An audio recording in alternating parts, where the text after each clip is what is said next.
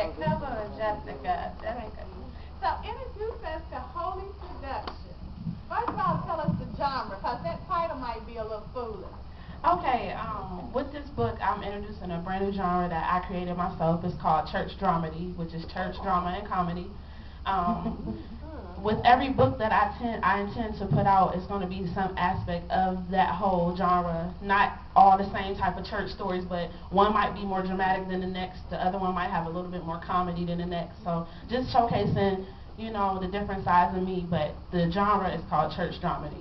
And it's something, you know, earlier I heard in one of the panel discussions about just writing what you know. And church is what I know, you know, because I've been raised in church my whole entire life. I'm not no goody two-shoes type of person, but just being exposed to having a lot of ministers and stuff in my family, seeing a lot of situations of crazy stuff that I'm like, oh my gosh, that could be a book, you know, seeing stuff like that. So I like to write stuff that I was exposed to, and a lot of church dramedy stuff be happening in the church, y'all. The pews be talking. So just like to write stuff that I love to see, you know, but that I would like to read, first of all, because I'm an avid reader. I read about 15 books a month. I mean, I'll read 2-3 books a week.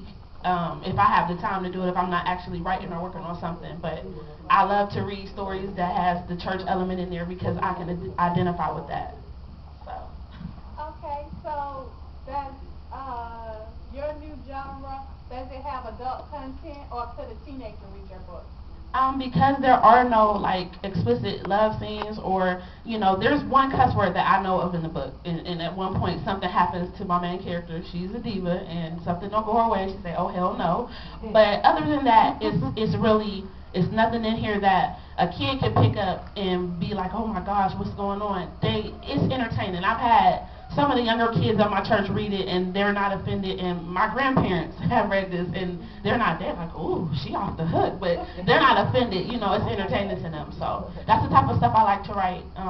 Also things that can be sold in church, because I do a lot of traveling with a musical group that I'm in, and I want my book to be able to be sold right there when we step off the stage. You can buy my book in the church, and I'm not, you know, ashamed because of some stuff in there that shit, you know, just trying to keep it to where I'm marketable on both sides. Yeah. If I could interrupt, that's the business side of it.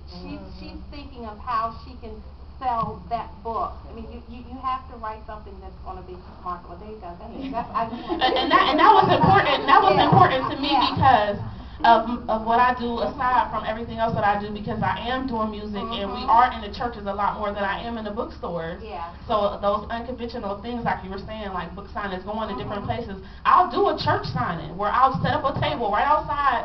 We hit the stage, we done with the stage, I'm there signing my book, you know, until the last person comes up, and even if they just want my autograph, just so I can feel like, okay, this could be a church too. So when I thought about it, I'm like, okay, I have to make myself marketable to not only bookstores but to the church, because that's where a majority of my time is spent. All right, that's so creative, and I'm sure that you can move a lot of books in the church community, especially when it has some great content that's not adult content. So introduce us to the storyline of some of your main characters. Okay, y'all ready for this? My main character, actually the person on the front, is First Lady Denise Tate. She's what you would call a diva. You know, she's been blessed with a husband who is great. He's a mega pastor. He got all kinds of money. They got endless money. He just showers her with so much. She got a custom built house, all kind of cars, don't have to work, don't have to really do nothing but just be a wife, you know, and she's just not satisfied with that life. She wants more. So she explores, you know, wanting more through other relationships with different men. And everybody that she messes around with in this book is for different reasons. And it's her cheating is beyond just being a cheater. And you have to dig deep into the story to find out why she is actually cheating. But I thought it would be actually a different type of story to bring, you know, a woman be a cheater, because, you know, you always read stories where the man is out there doing his thing, but see, she out there, she doing some stuff she ain't got no business doing. Not no pastor's wife anyway, you know, because she's looked at as a leader, as being on the pedestal of, almost like we kind of create, you know, our men and women of God in churches to be in a glass box, like they're not, have flaws, that they're not, like they're not perfect. And, you know, we look at them as though they can't make mistakes. So I thought it would be interesting just to put a little twist on just making the woman be the cheater. Because we cheat too, and we're good at it.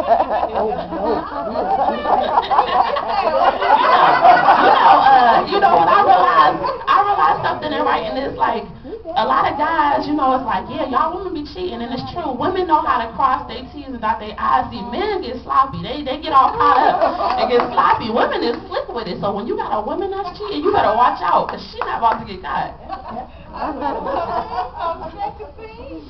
Okay, actually, I'm going to read from the first chapter. Okay. I'm going to hold while you find. Okay, I'm reading from the first chapter. I got a big mouth, so I'll probably have to I'm reading from the first chapter. This chapter picks up right in her and being in bed with another man. First chapter. So this just picks up. I'm just going to read a little bit of it. I love Jessica. I love her. Abstinence for 2 years. Go ahead.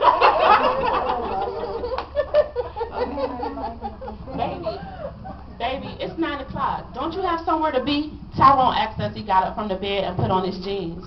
In a complete frenzy, Denise Tate jumped out of the bed and started gathering her clothes. I told my husband I will meet him for dinner at 9. I'll never make it in time, she said as she began to panic. Just hurry up. You'll make it in time to meet your husband, Tyrone reassured. As Denise got the rest of her things, her mind began to wonder if her husband would question her whereabouts or smell the scent of another man on her skin. These kinds of questions drove her crazy, so when she was creeping around so, instead of dwelling, she just dismissed them because, in her mind, her husband must never find out. Tyrone walked over to the edge of the bed and sat down. Denise, how long are you going to keep this up, he asked. She looked over at him as if she didn't know what he was talking about, but she heard exactly what he said. Keep what up? She asked with a confused look on her face. You know what I'm talking about. You promised me that you were going to leave him so we could be together. I am going to leave him. I told you that, Denise replied. Well, why am I still a secret?